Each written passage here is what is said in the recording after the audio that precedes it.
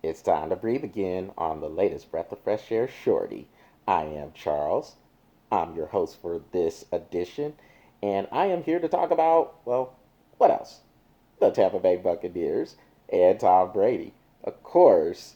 Before I get on that, though, I do want to stress it's not necessarily about the victory. I'm going to point out a couple of things about the Super Bowl, and then I'm going to get to why I'm really here, what I'm really here to discuss.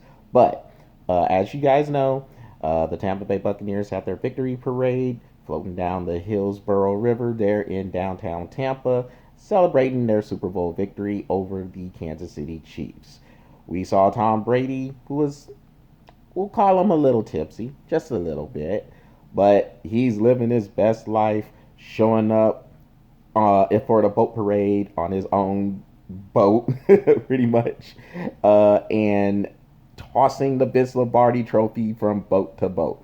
Luckily, it was caught by, I think, Cameron Braid, and the trophy didn't fall into the river. I'm pretty sure there would have been people who would have dove into the river to go get the trophy, but uh, they're having fun. They deserve to have fun. And this was, in some people's eyes, mine's pretty much, an improbable thing that has happened. I didn't think Tampa Bay, as you guys know, I didn't think Tampa Bay was going to make it this far. I had my doubts that they were even going to make the playoffs. But here they are, and they deserve all the credit in the world. So here I am, bowing down to the Tampa Bay Buccaneers once again. Ooh, excuse me.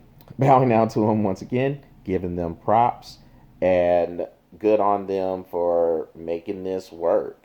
Uh, but I'm on here to talk about Tom Brady's effect on the team and the effect what he was able to do has on the rest of the league's quarterbacks. Let's face it, y'all, what Tom Brady has done coming from the New England Patriots, where he was at for 20 years, uh, and bringing that winning pedigree to the Tampa Bay Buccaneers and helping to lead them to the Super Bowl, a Super Bowl victory in his first year down there, that is phenomenal. It says a lot about the leadership of Tom Brady and what he is bringing to be able to lead a group of men that has been on a franchise that hasn't made the playoffs since 2007 and were 7 and 9 last year.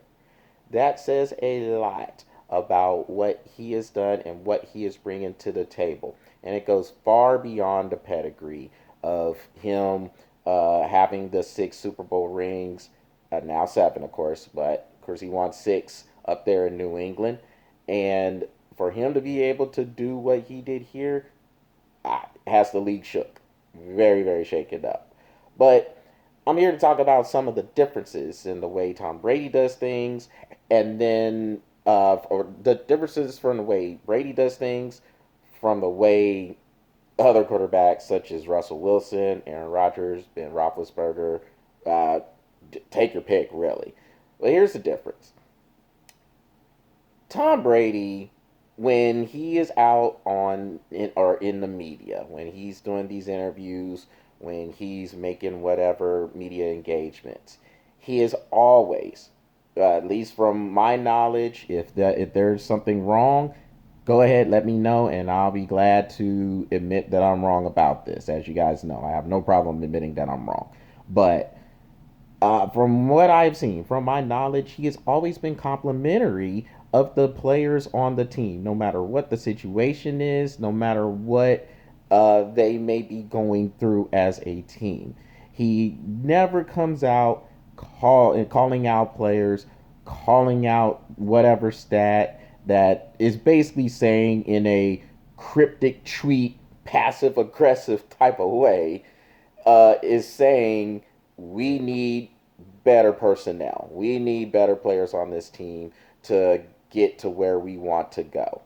Now, coming down to Tampa Bay, he is a franchise quarterback. So I would think you want the franchise quarterback to know what is going on, and you would want to get his input on certain things, such as what players you do want on the team. But there's a way to do that. You don't have to go through the media, such as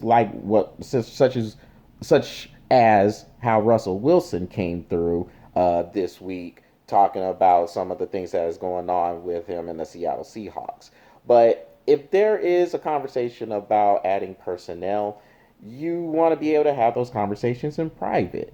Look, it would be pretty crazy to think Tom Brady didn't have an influence of bringing Antonio Brown onto the team or Rob Gronkowski on the team and making the offensive line a little bit better. It'd be crazy to think Tom Brady didn't have that influence, but the way he does it in having those conversations, that's the difference. He's not going to go out to the media and criticize the guys who are there to try to make things happen. Now, that's one aspect. Another aspect, I'm not want to get in anybody's pockets. I understand you want to get as much money as you can. Everybody wants to get paid in some way, shape, or form. All of us do. I do. Patrick does. Everybody does.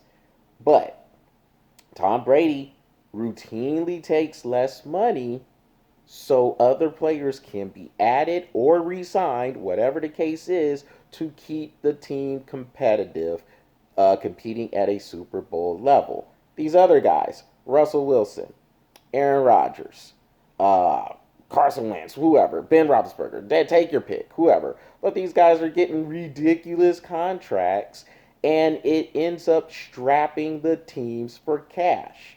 And that way, they can't really bring other players on there because they're either strapped for cash or they went and traded away draft picks to try to get said player that you wanted on the team. So with Russell Wilson coming on this week, he was on the Dan Patrick show talking about being tired of getting hit. And I get it. No quarterback wants to get hit like that. He's been sacked, I think, something crazy, 394 times in his career.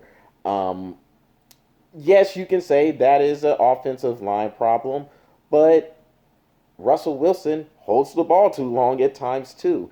The man will scramble trying to make plays, and sometimes it is to the detriment of the team. You want to talk about the successes, you have to be able to talk about the failures as well. It is a mixed bag, and it is a risk you have to take if you have a player like Russell Wilson and he decides he's trying to scramble to make some plays. He holds the ball too long, it could cause interceptions, it could cause sacks too. My point is, you as the quarterback, you are the leader of the team. You are playing what a lot of us think is the most important position in all of sports. In doing so, you are the face of the franchise. You are the leader of the team. And going out, calling out teammates, that's probably not the best way to go about things. Ben Roethlisberger, up until recently, was routinely throwing teammates under the bus. You saw the results that was happening there. Then you have Russell Wilson going out here saying this. Aaron Rodgers, not as much as these other ones, but he kind of passive aggressively will call out some teammates too. Now, Aaron Rodgers, you had your opportunity. You could have knocked out Tom Brady and the Tampa Bay Buccaneers on the way to this Super Bowl here. You had the game in Lambeau Field, but you couldn't take advantage of Tom Brady throwing 3 interceptions. That's on you. That ain't on anybody else. You need to find a way to put the ball in the end zone and take advantage of those opportunities. If you're Russell Wilson, you need to find a way to lead your team and stop trying to come out on the media. That is the difference. Tom Brady does things differently, and those tactics that he uses, taking less money, not calling out teammates in the media, not saying this is somebody else's fault instead of his. And that's another thing. Tom Brady will always point to himself besides other people as far as where the responsibility lies in why a team might not be as successful as they are. So maybe instead of being all shaken up by what Tom Brady has done, maybe these other quarterbacks, Russell Wilson, Aaron Rodgers, Ben Roethlisberger, and whoever else is playing the quarterback position, can learn from what Tom Brady has done. Don't call people out on the media. Maybe you should take a little bit less money and see if you can elevate your play when it is time as well. Well, that is what I'm breathing on. Everybody, Make sure you check out the Breath of Fresh Air YouTube channel and smash that subscribe button, and keep the likes coming on the Breath of Fresh Air Facebook page.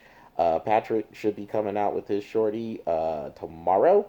And other than that, everybody enjoy, stay warm. Well, unless you're in Tampa or in Miami, because you're already warm. But everybody stay warm, take care, and we will talk soon.